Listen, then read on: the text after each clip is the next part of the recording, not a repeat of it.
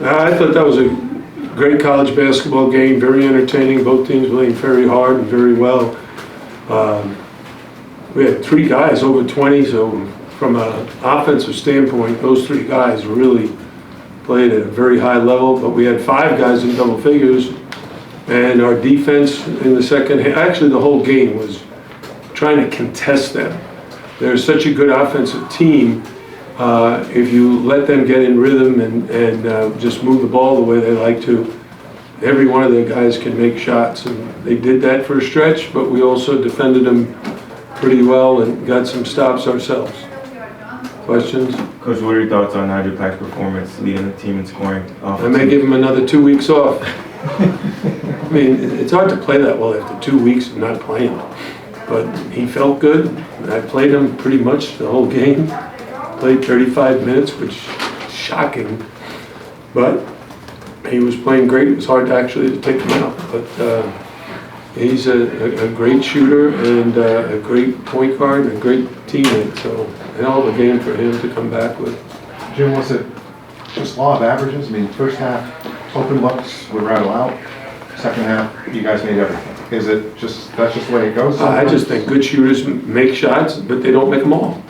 And sometimes they have bad games where they don't shoot well, but overall, when you're playing that well defensively, you're not thinking about shots. You're just playing so hard that the shots come in rhythm, and that's what happened. In the first half, we were dribbling a little too much.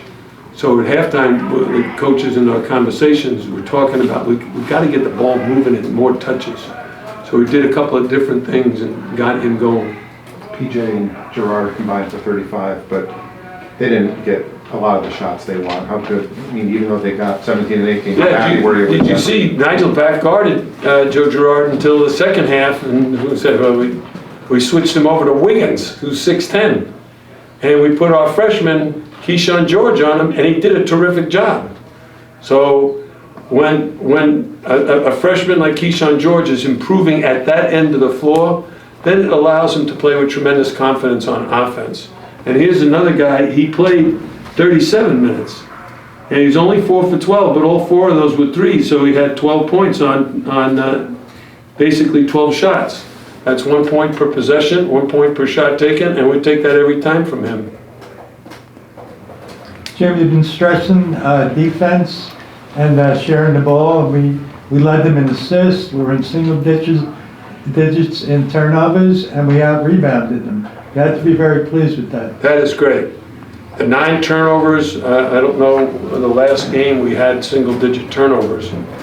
But against a team of that caliber who plays that kind of defense, it's a great job.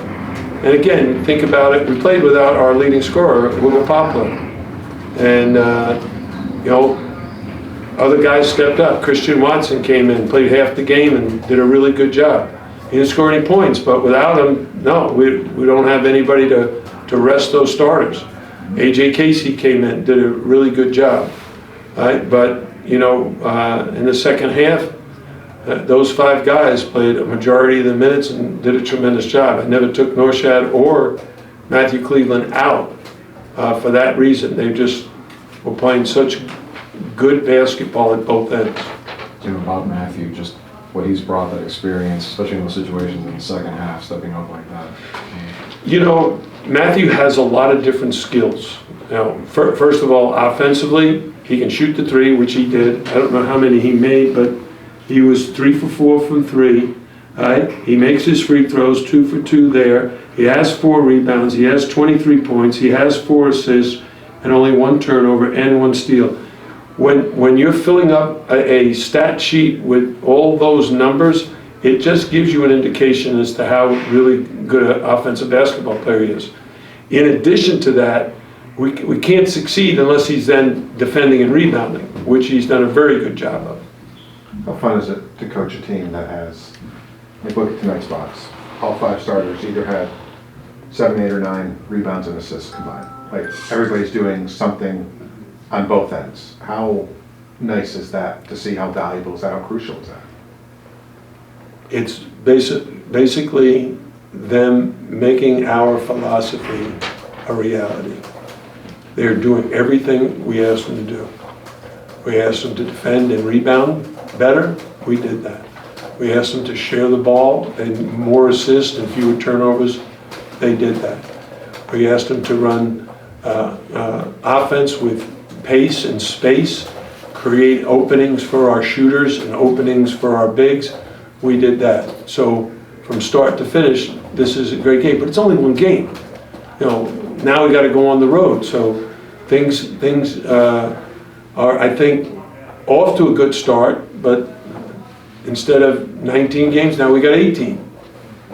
Oh, it's a marathon, not a sprint. Coach, you talked about your team being a young team this week. How much did you see your team grow in this game? Yeah, I thought we played like a mature team tonight.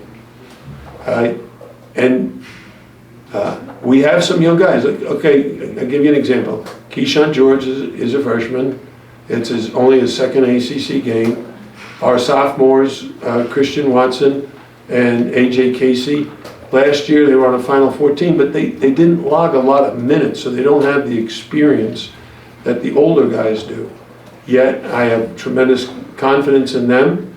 I felt like, hey, if Norshad or Matthew needs a rest or gets in foul trouble, we can count on those sophomores to step in and help us. They showed zone, I think you were up 6. They showed zone and you called the timeout just before the under 8. And Matthew got the turnaround to make it 8, and it just seemed like everything was easy at that point. Was that what you drew up in that? Yeah, timeout? well, And I drew up. I didn't draw anything. what What offense we called, when we called the timeout, the first offense that we ran had Nijel cutting to the middle and catching it and shooting a jump shot, which he made. Right? They made an adjustment on that, so the game is like a chess match. So, okay, if they make the adjustment, now they're sticking with him and matching up with him, he's not going to be open every time. So we switched our offense. So that Matt was flashing in there and not Nijel. Matt got in there, it's his decision then. Shoot it, pass it, drive it, make a good decision. And he did. He just flashed in there, turned and faced, and buried a 15-foot jump shot. Jim, how's Wooga doing, and what's the process between now and Saturday? You know, yesterday he was limping. So I wasn't counting on him for today, but then at like noontime, I was hearing he might play. I was like, oh, wait a minute, I gotta talk to Sam Johnson, our trainer, and find out if that's true. And then I called Sam, and he says, well, I'm working with Wooga, and he's on the treadmill. Like, oh, that's a real positive sign. But after he got on the treadmill, he came walking into my office, and he said, I can't go. I'm still in pain. So he sat out. I told him he's like Norshad Omier was in the ACC tournament. He sprained his ankle against Duke, and he was back for the Drake game a week later. Will Wooga be back by Saturday? It's anybody's guess.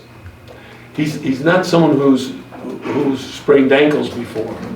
So when you have a new injury, it's a little concerning, you know, mentally.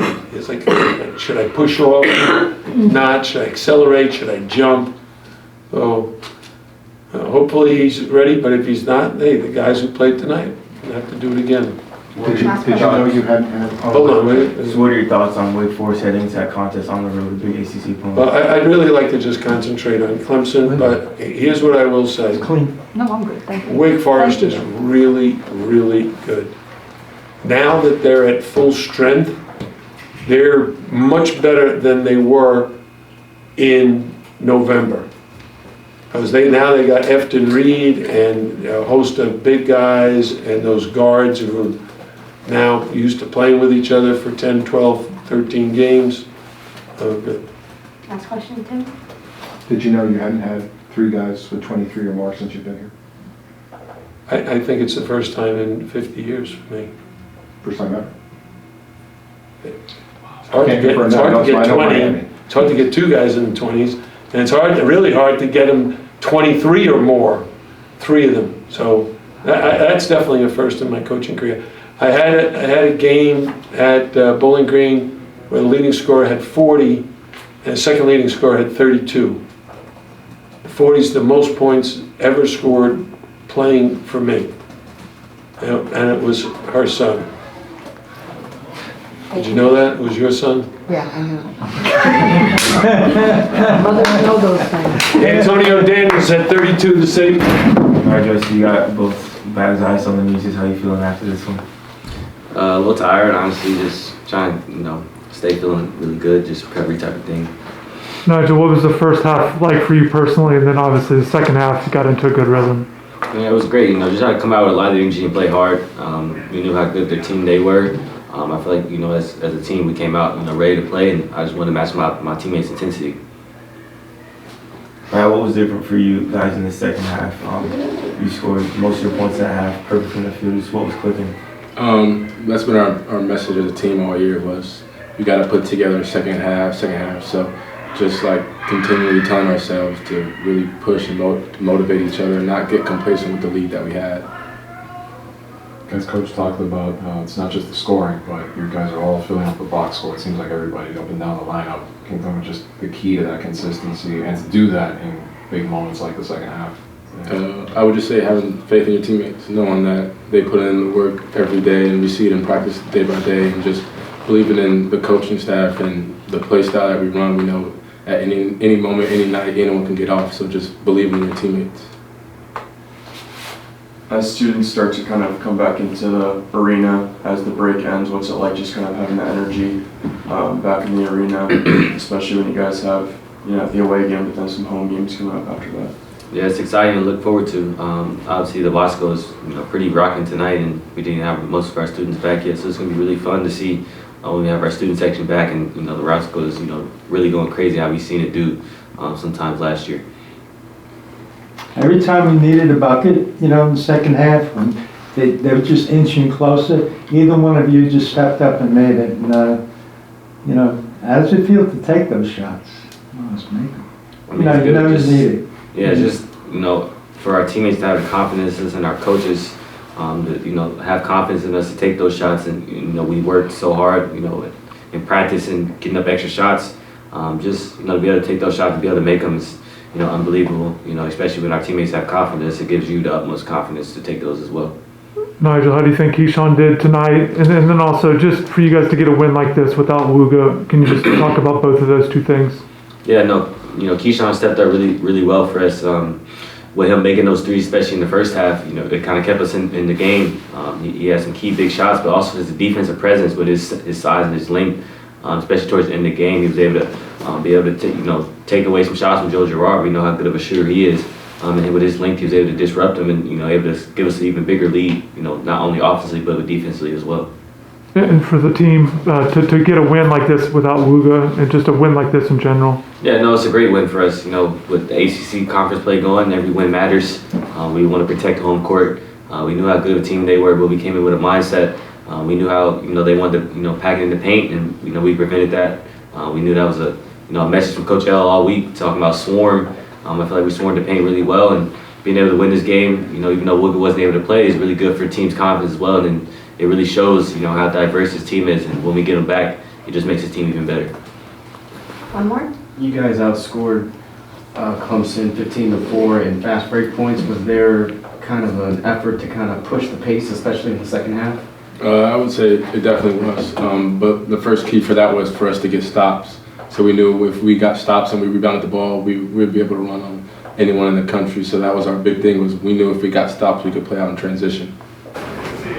Yeah, just congratulations to Miami. Played an incredible second half. Disappointed in our performance, obviously, the last 20 minutes. I mean, that's maybe as bad a defensive half as I've had as a coach. And, we just didn't do any of the things that we wanted to. Had a hard time keeping the ball in front.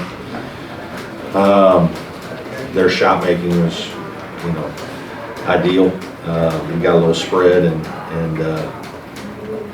just one of the few times this year where we just kind of got out of sync and just lost our flow on both ends really in the second half. And so I got to do a better job with our team. Questions? Brad, without seeing tape, it seems like they weren't all wide open. It seems like some of them were But that makes contested. There were some sense. Yeah, breakdowns, sure, yeah, but how yeah. frustrating is it when you do have a hand in their face and they're still going? Well, I mean, that's, you know, when the higher levels you play, you get to the ACC and you're gonna deal with guys that are shot makers. And that's one of the major separators is guys can make guarded shots.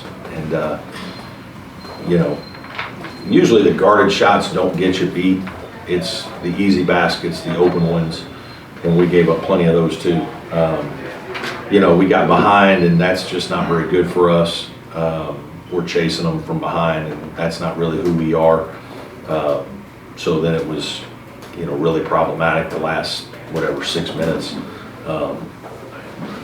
And obviously they made us pay and you know, they have extremely good guard play. Pack is elite, not just, I mean, he's just elite with the ball as a decision maker, shooter. You know, those guys have been in a lot of games. Norchad, big, strong, physical kid that, you know, doesn't panic. And obviously Keyshawn George was great at the beginning of the game. I think that's his name. 7, he's a heck of a player. So they have really good players. When they're comfortable and confident, they're going to be hard to guard. And, you know, we actually started the game terribly defensively. Like we made like 3 mistakes in the first 4 possessions of the game. And it's like, I don't really know where our guys were mentally. I was disappointed. And we regrouped and played much better the last 16 minutes of the half. And then a little bit like Memphis, we start the second half just awful. And once it snowballed against us, we had a hard time getting it turned around. I think we made 1 mini run and got it to 2, was that right? But as soon as you turn around, it's back up to 8 or 10, and it's like, what just happened? And so, again, a lot of that's credit to Miami. They played at an elite level in the second 20 minutes. Give their kids a lot of credit. Any more questions in the room for Coach? Anybody on Zoom have anything for Coach? Brad, this is Larry. How much does their pace speed you up and sort of discombobulate you in terms of Yeah, some. It probably did a little bit more tonight than, you know, Alabama's probably plays faster. I mean, Miami doesn't really, they don't racehorse the ball after you score against them. They play with good tempo, great pace. I mean, but we did get we just got out of sorts. You know, I just thought we were completely out of sorts, and I didn't do a good job of getting my guys to calm down and relax. This was probably the first time all year where we lost a little composure in terms of like doing what we planned to do in the second half. A little bit on both ends. And we had a few shots that, Chase had some shots. We had some shots that we could have made that we missed. And when we missed those, their transition was really good against us. But I don't think it was anything drastically that they did defensively that resulted in us not being able to guard them.